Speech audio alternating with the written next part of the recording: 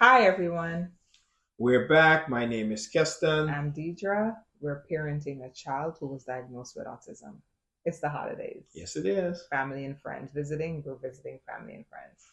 Yeah, I mean, it can be very, very tense during this period if you have a child who's diagnosed with autism.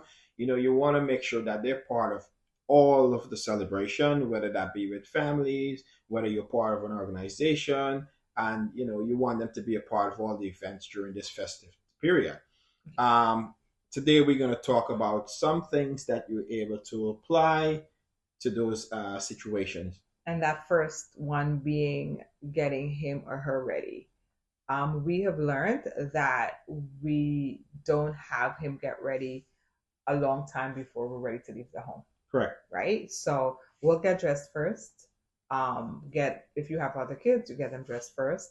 Then you have that child get ready. And explaining while you're doing so, because then they may feel like, wait a minute, why is everyone else getting ready and why I'm not, right? So just be like, hey, you're gonna be getting ready in a few minutes. We're just getting dressed first, and then you're gonna get ready, and then we're gonna go, and then you explain where you're gonna go and what's gonna happen. So you're creating that excitement, but also giving the child awareness as to what's going to happen next. Yeah. I mean, it's important also, added to that, that you understand what is best for your child. Is your child comfortable in an environment where it's so much noise? Or are they comfortable in an environment where you have multiple people?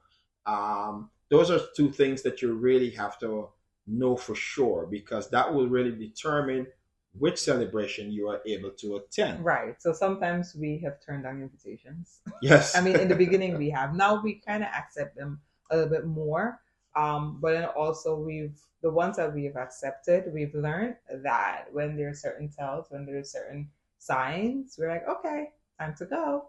Right. So Yeah. we've decided that you may not want to stay for the full duration of whatever the event is, depending on what it is. Yeah. But then you know your child, and you know if the noise will trigger your child. You know, in our case, a crying baby will trigger our son, Yeah. right? So we know that okay, we're gonna stay an hour, an hour and a half. Usually, it's the max, Yeah.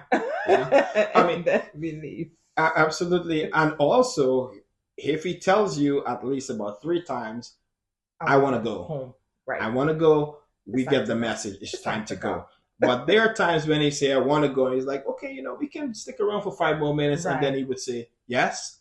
And it's fine. But if he insists that I want to go, it's time to go. right, right. Because we know once we, remain in that particular space, there might be some level of outburst. Right, Um, right. And it's also, so like I said in the beginning, we have turned down invitations. yeah. And then as he's gotten older, we've understand him.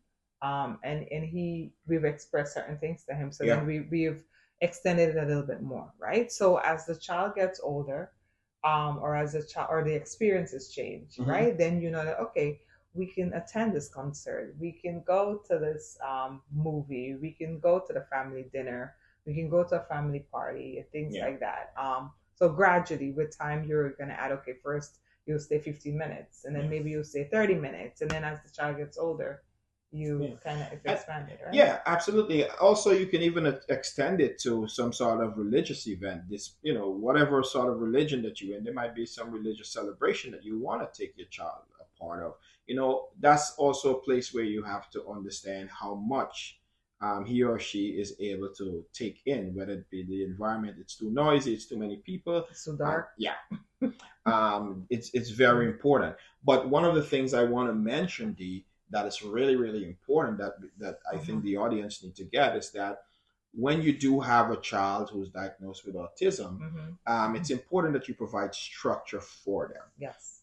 Structure in the sense like you've mentioned earlier is that letting them know, okay, where you're going, what time you're going to be leaving, what time you're going to return, what time I'm going to get you dressed for this event, and as little as that may seem, and sometimes we kind of like look past it, it's really really important for a child who's diagnosed with autism, because that structure or that routine helps them to understand or reduce a Mhm. lot of their anxiety, Mm-hmm. right? And stresses that they may be experiencing by just seeing everyone moving and getting dressed and like, okay, where are we going? You know, it's important that you walk them through that And process. this can start at an early age, right? Yes. Because I think we tend to forget or we tend to ignore the fact that um, a child with autism doesn't mean that they don't understand, they're Yeah. not aware, right? So just explaining to them, like, hey, this is what's going to happen, and it gets better because Yeah. we've seen it. I mean, just let me just add this. Yeah.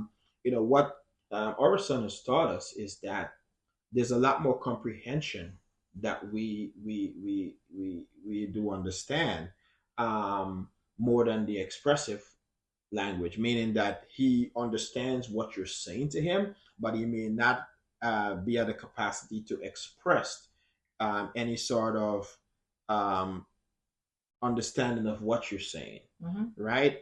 So it's important, like you were saying, is that you need to talk with them, let them know what's going on. Mm-hmm. Believe you me, they get the concept, they understand, they know, and that will really help to reduce a lot of the anxiety Yes. that they're feeling. So thank you, everyone. We'll see you soon. Yes, thank you. Bye bye.